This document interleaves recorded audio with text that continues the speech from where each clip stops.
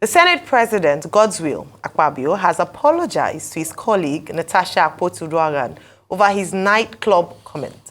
During the plenary on Tuesday, Akpabio stated that he would never deliberately denigrate a woman. Speaking on the floor of the Red Chamber, Akpabio reiterated that he never intended to insult any woman.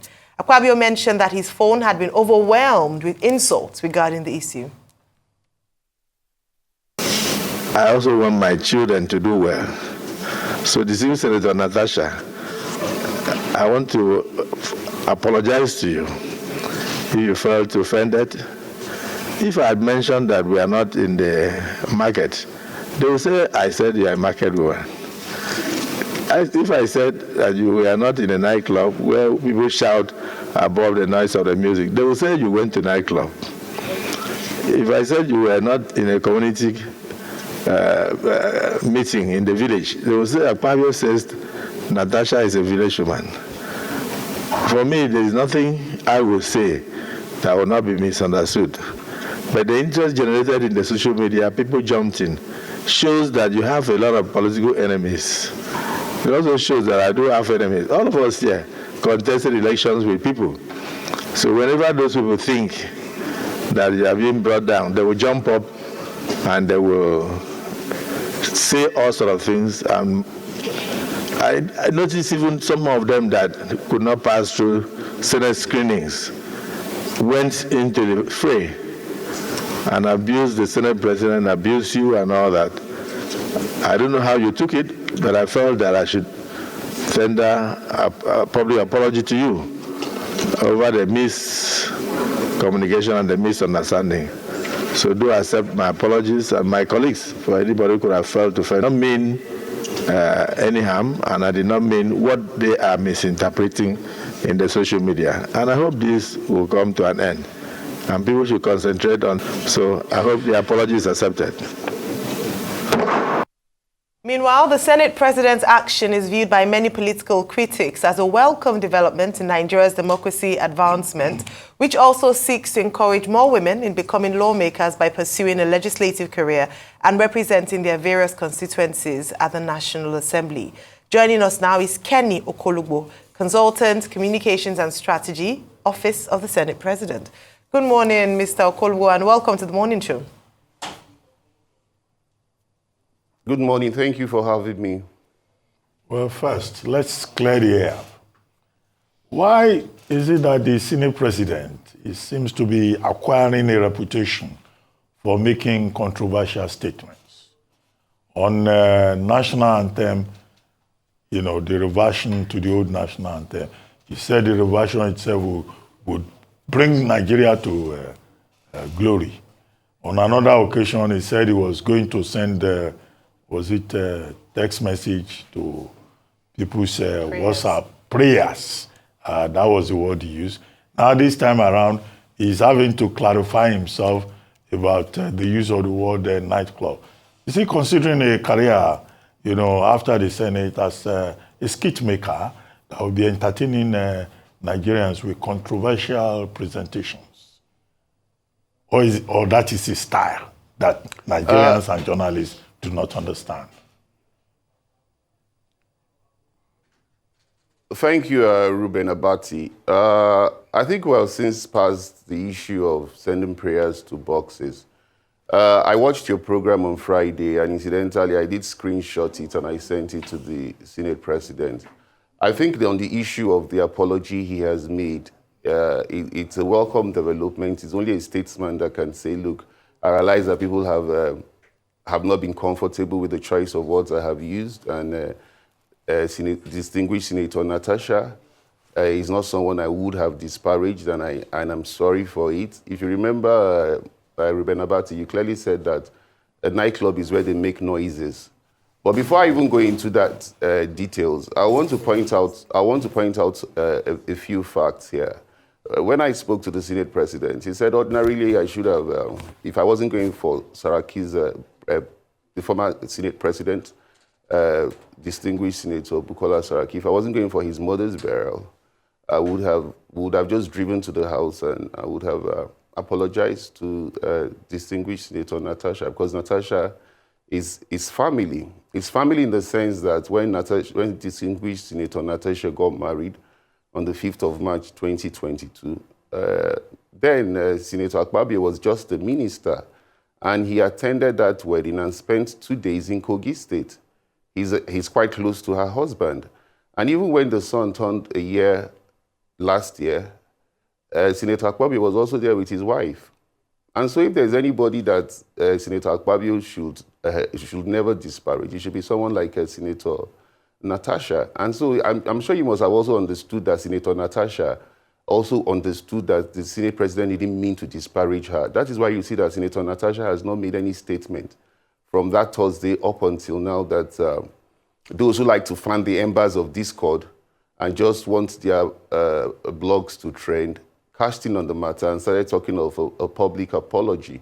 That apology had been mooted by the Senate President, and you had the privilege of mentioning it yesterday exclusively on your network because the team Akpabio gave you that information. And after you gave that exclusive information, he went on the floor and actually gave that apology. And I don't think it was intentional. And that was very obvious. From Senator Natasha's countenance, you should also know that Senator Natasha has been dragged by people in Kogi State. You heard the Senate President say it.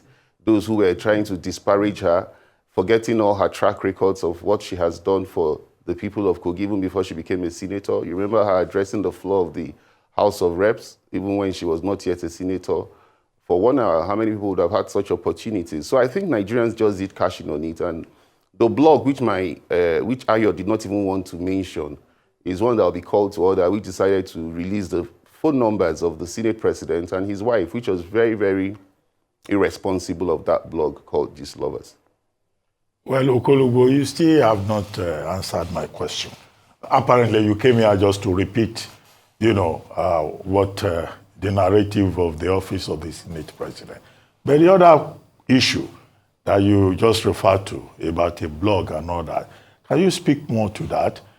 Where they were talking about the Senate President's adventurism below the waist. And which is a major issue now that has generated lawsuits, deniers, controversies. What is the Senate President saying about that?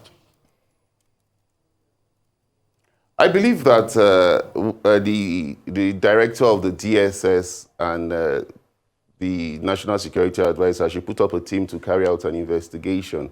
Because where you just make, false accusations, most people are not aware that the Cyber Crime Act for 2024, which is amended, Section 24, clearly makes it a crime for you to spread false information. And when you spread false information, and even people that spread that message or false information intended to cause a breakdown of law and order and also threat to life, it's a crime. You don't just take your computer and start typing. So I think that blog is not a blog that we should give any, just that they have caused the damage, and I think the investigation should get the promoters of that blog. I called them out on my Twitter handle yesterday at Kenny Okolugbo, and some people came on it and were trying to insult me, and I was like, how would they have ever thought that a blog would make the Senate President apologize? The apology was already muted even in this Arise studio. I remember Rufai called for that apology. And even before then, the Senate President had said he was going to apologize on a Tuesday, which was proper on the floor of the Parliament, the Senate chambers. And don't forget that some of these speeches, which you very know, Ruben Apati, that some of these speeches have parliamentary privilege. But that was not the issue. He wasn't looking at all those details. So I'm not coming to repeat what he has said. I've only given you an insight, which nobody has had before, of the close relationship he shares with Senator Natasha and the husband, Chief Akpoti-Uduaghan. And that is what the insight I've given you. So for those who think that he will refer to Senator Natasha as a club girl or a nightclub person, I think they should also have a rethink, because those people who actually dragged her in Kogi should also know that this law could affect them. All right. Thank you, Mr. Okolugbo. I hear you. And yes, we did ask that the Senate President should apologize, which he did. And we saw that video play out. But would the Senate President also consider apologizing to Senator Ireti Kingiwe? Recall that beyond the incident between he and Senator Natasha Akpoti-Uduaghan, there were also talks around his almost dismissive way of responding to female senators, in this instance, Senator Ireti Kingibe, when she was trying to bring up a bill and his response was quite dismissive. And then now Senator Natasha. I say this because a number of female groups, organized female groups, Pleads, Views, the others, have come out to condemn not just Senator Natasha Akpoti-Uduaghan's situation, but the fact that it is reflective, since it's not the first time he's doing this. What do you have to say to that, especially bearing in mind that we are looking to have more women, come up in political offices, in the Senate? This kind of behavior would not encourage women. That's the truth. What do you have to say about that? Well, there are 4 female senators out of the 109 senators. I can first of all tell you that Senator Ireti Kingibe heads the Women Affairs Committee. She's the chairman of the Women Affairs Committee. I can tell you that distinguished Senator Natasha Uduaghan is the chairman of Local Content. I can also tell you that Senator Idiat Abule is the chairman of Sustainable Development Goals. And I can also tell you that Senator Bani Gohari is the chairman of the Health Committee. Why am I saying this? Even on that Friday that Senator Akpabio, the president of the Senate, was going for the burial of former Senate President Bukola Saraki, on his entourage was Senator Ireti Kingibe. Whatever had happened had been taken care of in an executive session. But Nigerians have a way of always trying to hold on to some of these things and use it as a way of trying to either trend or bring the office of the Senate President to disrepute. Apart from that, the four female senators are members of the ECOWAS Parliament. And interestingly, when Senator Akpabio was going for the International Parliamentary Union in Geneva, the House of Rep nominated one female senator, and the Senate nominated a female senator. And the female senator that Senator Akpabio nominated was distinguished Senator Natasha Uduaghan. So people that are just saying all these things are not looking at the facts that are on the ground. Like he rightly said, he did not intend to disparage Senator Natasha. And I've just given you statistics of how the 4 women, which is grossly inadequate, is faring in the Senate as it is right now. Yes, and that's why there was a public outcry. But it's apologized. So how can we get more women participation out there in the Senate? How can we get more women in? Because we need more women in that place. The problem with Nigerian Senate, I see, is that there's too much testosterone. It's raging everywhere. I would see it in engagements and in debates. So what would you say is a way to be able to chart this path to get a lot more women to be involved in politics without going through all the assaults the likes of Senator Akpoti has gone through? Because you see, why I particularly felt, and Mr. Okolugbo, it's not only you that know about, I know about the pre-existing relationship between Natasha's husband and Akpabio and all everything. I know most of these things, you're just saying in the public eye today. But why I felt particularly pained and I commented on that matter was the fact that I know what Senator Akpoti went through. We've given her a platform here. This was the same Senator Akpoti that the 4 thugs loyal to the former governor in Kogi dragged on the floor and pushed around when she was running for governorship under SDP and called all sorts of names. This was the same Senator Natasha Akpoti that when she was running for that Senate election, the governor of the state then destroyed the road so that people would not be able to vote, broke the road into 2, dig the road. That's the kind of victimization this woman has faced. And she had to go through the court process to get her mandate after she was robbed of her mandate at the polling units. Then she now faced such an attack. That's why I particularly feel for her. So please, how can we get more women inclusion? How can we get more women inclusion? And as you are the spokesperson, as you are the spokesperson. No, I'm not the spokesperson. No, wait. As he has a spokesperson. You shall know the Senate president. Abi, you know him. Mm-hmm. Can you also tell him? Director of communication that. Very good. You shall know him. You see and you follow and talk. Can you also tell him that can he also intervene in this matter between Wike and Kingibe, Senator Ireti Kingibe. Because a senator has a right to be able to do oversight duties. And the FCT minister should not throw all sorts of tantrums. Can you also intervene? 2 points, sir. Okay, on the issue of the women that you've talked about, it's a sad situation that the Senate president is also. I mean, they've spoken about this in the Senate. If you remember, in the House of Reps now, the House of Reps, they are even trying to make it affirmative that a certain percentage of seats be allocated to the women, which would also maybe come to the Senate, because they want to ensure that more women participate. I think in this 10th Senate, this is the lowest amount of female senators that we have in the 10th Senate. I think what should happen is that there must be internal democracy. You see, most women during primaries are always marginalized. If you also remember distinguished Natasha, Senator Natasha Uduaghan, this is not the first time she contested. She contested under XDP because she couldn't get a ticket. Then under the party where she was, until she was forced to go to the PDP and eventually succeeded in getting the ticket. If you look at the tortuous road that she went through, that should also tell you that it's not easy for women to find themselves in position of authority. So what we can do is to deepen internal democracy in our political parties. Women will be able to win more seats when we deepen internal democracies. Where you have anointed candidates more often than none, you find out that women are always shortchanged in those circumstances. And by the time it gets to the main election, you have less women being presented as candidates of their party. Then before I go to your next question, I would also want you, because I know you have about 1 million followers, Rufai, and I'm sure Dr. Ruben Abati has almost 1 million followers. You should be able to also warn in your own little way those that do not know that there is a Cyber Crime Prevention and Prohibition Act that they can get into a lot of trouble. You can imagine how many text messages that did come into the phone of the Senate president and his wife. What does his wife have to do with a parliamentary privilege statement that was made on the floor?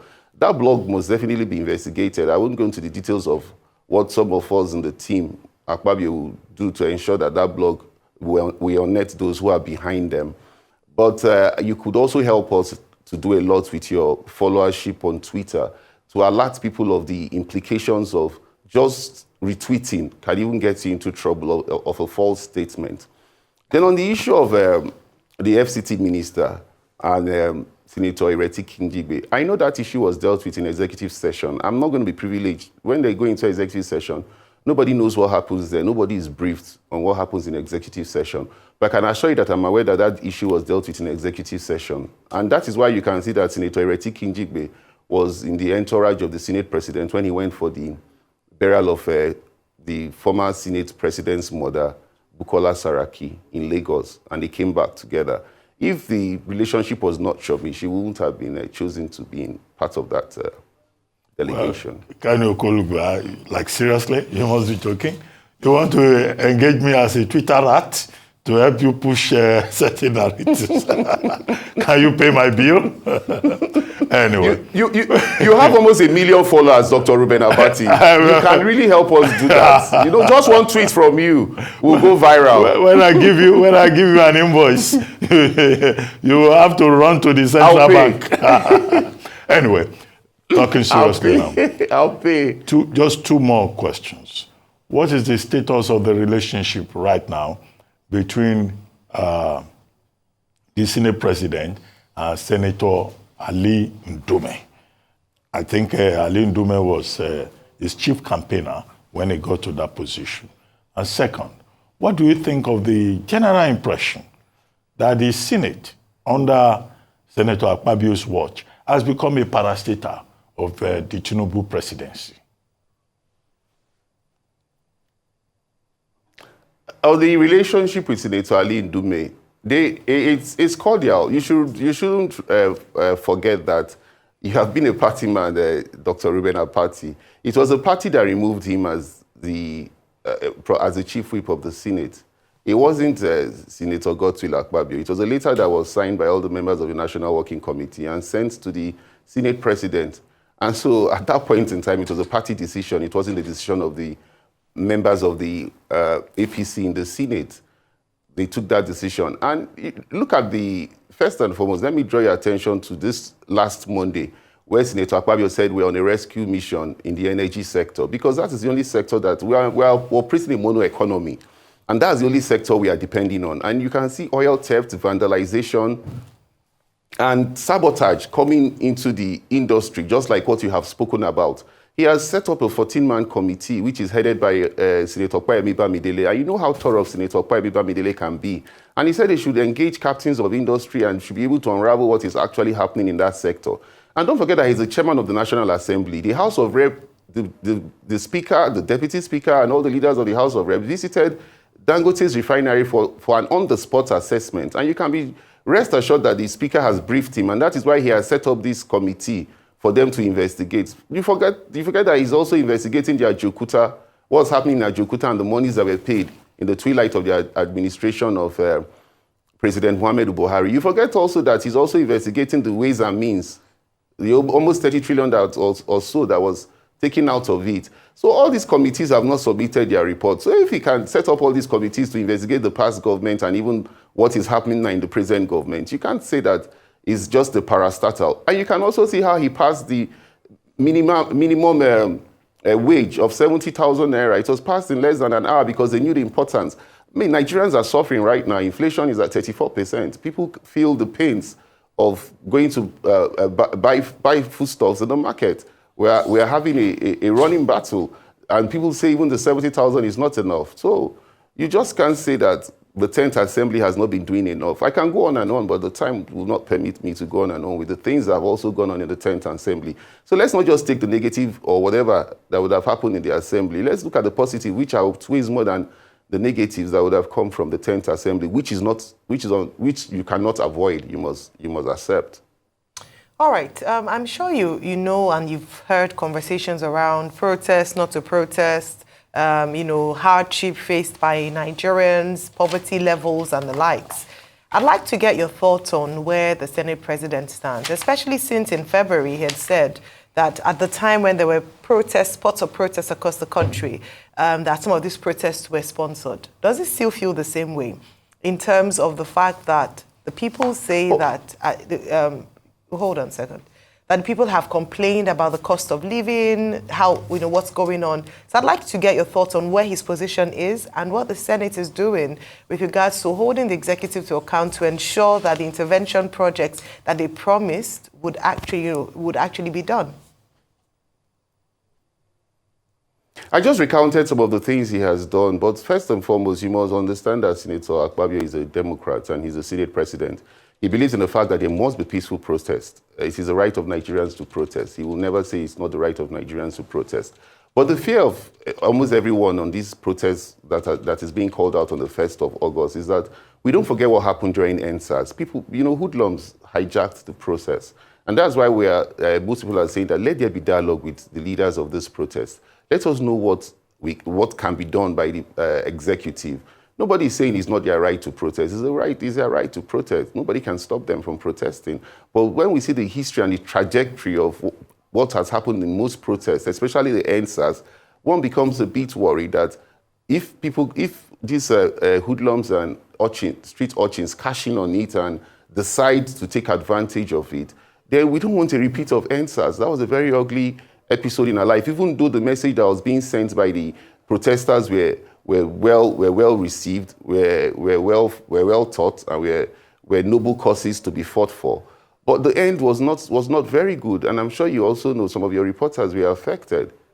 Even your producer was actually affected by that NSAS protest. So that is just the worry of Okay.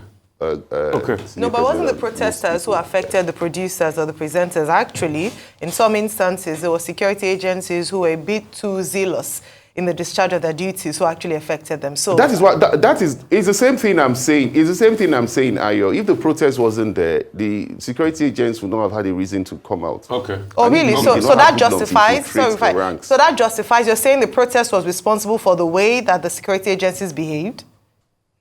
No. I'm saying that because the hoodlums came, but their actions were condemned. Most of us condemned. I was on I was on your station, if you can recall. I condemned the actions of the security agents. Okay. Yes, and I took an exception to it. Okay. Mr. Okolugbo, the same hoodlums that didn't come out in 2012 when the incumbent president was in support of a subsidy protest then, the same hoodlums that didn't come out there, that everything was peaceful, all of a sudden came out in 2020 when APC was in government. Let's keep doing it. Part of also the things that the Senate president has done is also being a rubber stamp, is also collecting, the senators collecting over 160 million to buy new cars at a time when Nigerians' lives are in a deplorable condition, is also ensuring that they said, oh, we will allow the president buy a brand new jet, going close to $200 million at a time where all of us can stew in our juices, and we are reeling the effect, is also pumping up hardship allowance for themselves and their cohorts. So let's also tell them, I think this should be a feedback to you. But most importantly, another thing we would like to bring up, really, is this issue of checks and balances in governmental spending. The Senate does not nip anything in the bud. Anything the president wants, he gets. We can't run a country this way at the time where we're in dire strait financially. What's your take on that? And the request you made, in my case, you don't have to pay for it. I've helped you put out a tweet by saying that your retweet can put you in trouble. Thank you very much. I tell you. So at least that's a concession. Dr. Abati.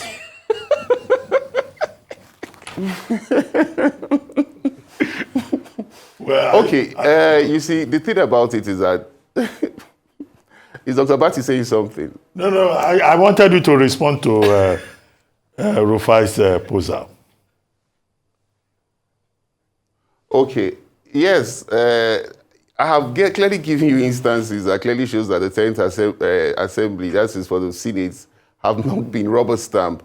Yes, there might be certain things you can look at, like when the ministers were cleared, it was a thing of urgency, but don't forget that some ministers were also dropped. Ministers that you thought were supposed to be super ministers like El Rufai and co. were also dropped during that screening. Some of these things are because of the situation we do find ourselves. And don't forget, too, that you haven't really been giving me an instance, Rufai, of a situation that came that was rubber stamped. For example, this 6.2 trillion that was sent to the Senate and the House of Rep. It wasn't just the Senate it was sent to. There was a breakdown by the executive. And because of the increment in minimum wage, you should know that they must also have to find money to pay the workers with the difference of 40,000 naira. Don't forget that minimum wage was 30,000. I can't speak for the executive, but I can assure you that there was a breakdown, and it was referred to the appropriation committee before it was passed. Some of these Senate issues will be better dealt with the spokesperson of the Senate. And I know, that's why I gave you that point. It's just like when the Senate was justifying the need for the president to buy a new jet, and it was your guy, the Senate president. No, you remember in Borno, Rufai, be fair to the Senate president. In Borno, when he visited Mungunu, he said that statement did not come from him. But what he now said on the floor is that they were trying to set him up. Let me finish. He said they were trying to set him up. That when he said it in Borno, they were throwing the kite so that that there was nothing like that on the floor of the Senate. There was no letter like that. That they were flying that kite so that by the time the request comes, they will put him in a quagmire. And that if need be, and they see that it is essential, that it's ultimately necessary for the president to have a jet, that they will not leave the president stranded. Neither will they leave the people stranded. Maybe they could decide to sell some of the ones in the fleet, but he didn't say that the request was there and he was going to approve it. He was just trying to say This was more like a setup. Okay, quickly, just 2 questions. They may appear personal. What's the difference between your function and that of SMA Eyibo? Both of you have a position. SMA Eyibo. Hold on. SMA Eyibo. Hold on. SMA Eyibo also does more or less the same thing. And then are you now in the APC? I thought you used to be in PDP. Are you now a bona fide member of the APC? I have since left the PDP. No, I haven't joined the APC, but I've since left the PDP. I resigned from the PDP in 2022. And I'm sure that has also been announced by your station over and over again. But have you joined the APC? SMA Eyibo is the spokesperson for the Senate And I haven't joined the APC. You haven't joined the APC? I wouldn't join the APC in the night. I would join in the daytime, yes. Seme Ibo is the spokesperson for the Senate President, and remains the spokesperson for the Senate President. And you should know that there's a difference between communication and strategy from media and publicity. You're a guru in that. That is your field, Dr. Ruben Abati. Nobody can lecture you on that. All right. Okay, just before we let you go, I just to go back to a question that Dr. Abati had asked earlier, but I'm not sure you gave clarity with regards to that question. So we know the blog that was responsible for posting up certain allegations against the Senate President. And while some people might say that's pertaining to his private life, it is still, of course, quite scandalous for a person of his position. Now, some people in that that were mentioned in that post have come out to debunk the news. The Senate President alluded to that post as well during his apology to Senator Natasha Akpoti-Uduaghan. But would there be any further actions or steps taken? Would he proceed to sue that blog? Because I just said it. So hold on a second. Because according to no, the blog... hold on. You respond. Okay. I know you mentioned, that's why I said that clarity. I did refer to the fact that Dr. Abati had brought it up. I'm saying that because you talked about the fact that his number was released, his wife's number was released. By the way, we understand that the Senate President and Senator Natasha have a relationship or had a prior relationship. In fact, there's a picture of her hugging her son, so just demonstrating the fact that there's some sort of camaraderie between both families. But beyond that, for the future, would the Senate President be willing to sue the blog in question, or what steps are to be taken, especially to deter, in the event that it is all falsehood, future, slander or libel in such a case as that? He hasn't decided on suing them. But first of all, what we are doing now is that is why I openly called on the director of the DSS and the National Security Advisor. And I referred everybody to what the Cybercrime Act prevention and prohibition is. Most people are guilty of it in this issue. Those things they put were all lies. And you see, if it is not investigated, it will not act as a deterrent to others. I hate to call the name of that blog Gist Lovers, but I already called them out on my Twitter handle at Kenny Okolugbo. And I know a lot of people retweeted, a lot of people liked it, but I know a lot of people will still call them out now, especially now that they realize that they were not the ones that made the Senate President apologize. I would rather even attribute the fact that you people took it from a very matured perspective. Like I said earlier, I did not even wait for it to be released on YouTube. I did the screenshot and I sent it straight to the Senate President on that program you had on Friday. Blogs like that should never be given credence. Nigerians realize that blogs like that are just fanning the embers of discord because they want to trend. And that's why they always spit out negative news. But I know by the time the investigation finishes, the Senate President will take a decision if he's going to sue or not. Okay, thank you very much, Kenny Okolugbo, Consultant Communications and Strategy, Office of the Senate President.